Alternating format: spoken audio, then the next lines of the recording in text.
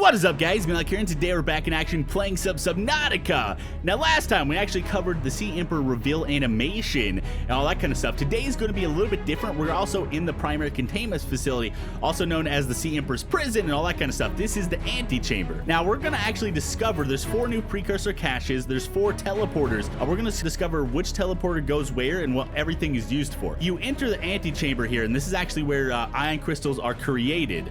Directly in front of you is going to be the moon pool, where you meet the Sea Emperor Leviathan and also the eggs and hatch the eggs and all that kind of stuff.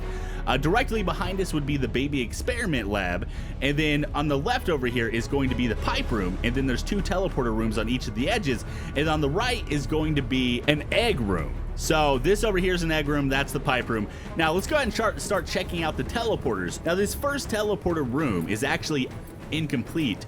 There's 3 more that are fully complete, but this is actually going to lead, they're all 4 going to lead to different precursor caches. This first one is going to lead, it's in development right now, the CACHES biome precursor cache. So that's where that's going to lead. Currently there's no teleporter, obviously, because it's currently in the works.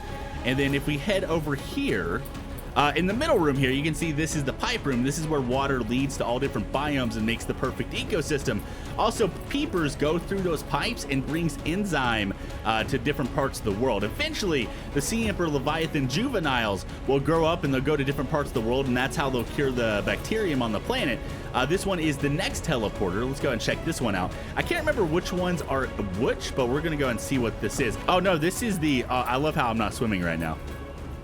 I think this is the mushroom biome precursor cache, actually, which is decently new.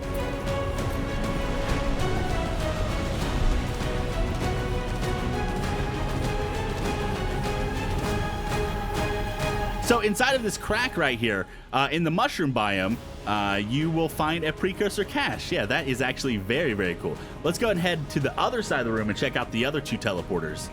Now, the precursor caches are pretty empty besides just being teleporter rooms. I'm assuming they will probably have some more things in the future, and they might even have some scannable objects and all that kind of stuff, because as we know, the precursor caches are usually filled with objects or items. Okay, so if you head on this side, this is on the entrance side, next to the egg room. This teleporter, I know one of these leads to the new crag-filled precursor cache, and then the other one actually leads to the Lost River. I'm not sure which one this is. I think this is the crag-filled, actually. Yeah, so this is the crag-filled teleporter right here. Oh, guys, I think so. Is this the crag-filled? Yeah, I think this is the crag-filled right here. This one's actually really cool.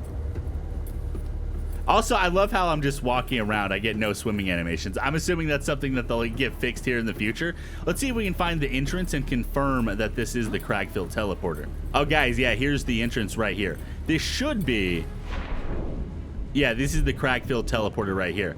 Also, I love the entrances to the precursor caches because the whole biome is kind of dark and mysterious, and then all of a sudden you see like this faint green glow, and it's like, oh, there's actually like alien technology on this planet. It's really cool. Okay, so that's where we were right there. That's the entrance down there. This right here is the egg room, which is currently incomplete. There is some data entries in here, which I've already covered, as you can see down here. And then the last teleporter room that we haven't been to yet, which I think is the Lost River teleporter. Okay, so this is the Lost River precursor cache right here. Let's go and explore around a little bit. I did enter an infinite loop there for a while, but everything turned out to be all right. As you can tell, everything looks very Lost River-y, if that's a word. I don't think it is. And let's go ahead and fully explore this area. Yeah, you got some of the more mist and stuff, like the bogginess of the Lost River. And there you go, guys. Look at this. Lost River right here, and then it'll be behind a waterfall.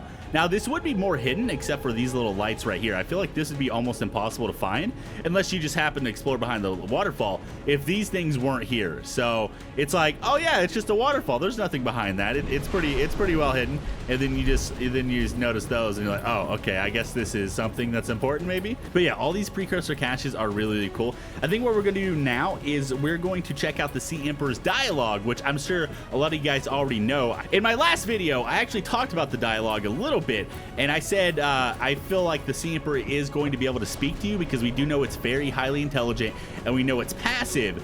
So I felt like it was going to speak with you, and I talked about it a little bit, but at that time, the dialogue wasn't revealed yet. No one had revealed it, but now it's on the wiki and everything, and a bunch of other YouTubers have covered it, so I'm gonna go ahead and skip to that point. I'll be right back. Okay, so we're in the moon pool, and we already know fully about the Sea Emperor's reveal animation, and this is actually where the Sea Emperor speaks to you. So let me go ahead and, as you can see, he's coming up right now. Comparing the Leviathan's call with that of other indigenous species has enabled a partial translation, transferring voice control now. Will you play with me? A game played alone cannot be won. Those that took my freedom played to live forever. Such games can only be lost. I want to play a game that we both can win. It is your move. The Leviathan is communicating again, translating. I like the way you play. I will take my move. I make a sacrifice of trust.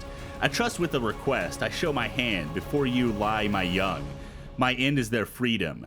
Those that held us here had ways of giving freedom at their whim. I ask you do the same for my young. You have what you need to coerce or be kind. The others tried to take their prize. How will you play? In this small move you have gained my trust. It is my move again.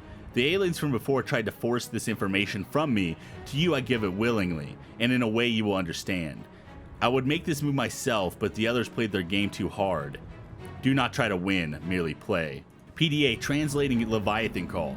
My young will swim for shallow waters, I will remain. I enjoyed this game, even as I grow tired of it, my end is now. Perhaps next I will play as an ocean current, carrying seeds to new land. Or a creature so small it sees the gaps between the grains of sand. And that is the Sea Emperor's words to you. I'm assuming you'll end up picking questions or whatever. You'll end up picking the dialogue or something like that as you speak to him. Right now it's currently not in the game, but yeah, that's his dialogue. Next up, after you actually get permission from the Sea Emperor, you would come down to the eggs, because I'm assuming he probably won't let you approach the eggs, or he might be slightly aggressive. I'm not sure. Maybe he'll just be inquisitive and wonder what you're doing, but he's probably not going to let you hatch the eggs and play with his young as long as you don't have his permission. That's just my guess anyways. But anyways, once you get his permission, you can come down here. You can actually go create enzyme or whatever this is, or hatching enzyme. And as you can see, they will hatch. Now, right now, they're kind of sporadic. And they kind of fly everywhere. I don't know why they're flying around so fast. They also don't really have any proper animations. They just look like these little balled up fetuses. And they're apparently juveniles, or they'll become juveniles. The Sea Emperor will die. And then the babies will get released out into the world thanks to your help, and they'll finally cure the Karar bacterium slash virus slash disease, and then the world will be safe. And then once you can actually straight up pick the enzyme up from the babies, eat it yourself, cure yourself, and once you're cured, you should be able to turn off the gun array.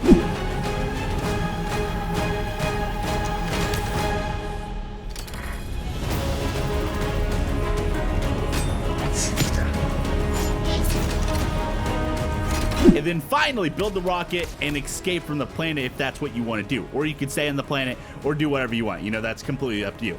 Anyways, yeah, that's pretty much everything that we know so far concerning the Sea Emperor. This platform right here, if I can remember, also is going to get updated. The sand is it's going to look more worn, whereas the sand or terrain is going to overlap the platform itself. Try to show a screenshot of that. And I'm sure the whole primary containment facility is almost done. It's reaching very much completion very, very soon. So yeah, I'm excited about seeing everything complete. They've got a lot of stuff done, and yeah. There's a few other small updates on the Trello. First thing up is they've added a new submarine fabricator. As you can see, the fabricator looks different. It looks pretty cool. They're also adding a lot of items, or like things, 3D renders of items in games. So instead of being like a black square, they're finally all getting updated. One of those is snacks. As you can see, the snack bags are getting updated. A lot more fragments in the game, like for the map room and also the moon pool. And that way we don't see any more of those little square safes that you actually scan. You'll see the fragments themselves, so it'll look like it actually comes directly from the ship, instead of having those kind of things, which is pretty cool. Next up is there is a new high-capacity tank. You can only hold one tank now.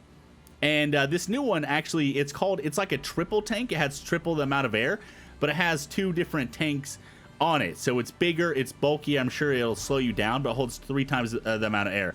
So the max amount of air you can currently have now is 135. So that's actually pretty cool. Anyways, guys, I'm gonna go ahead and call it there. If you enjoyed the video, make sure to smash the like button. I'd really appreciate it. It'd help me out tremendously, and I'll see you guys in the next one. I think what we're gonna do is probably gonna try to cover the rocket ship, which everyone's already seen here pretty soon. I'm not sure if I want to cover from the stream footage like all the other YouTubers did, or if I want to wait until it's actually implemented in the game. But according to Trello, I don't think that's gonna happen for a long time. We did do a rocket ship video maybe about 8 months ago. That was pretty popular. That was even the topic back then was pretty old. You could get the blueprints inside of the room hidden in the captain's quarters. But anyways, yeah, I'm gonna go and call it here, and hopefully you enjoyed, and I'll see you in the next one.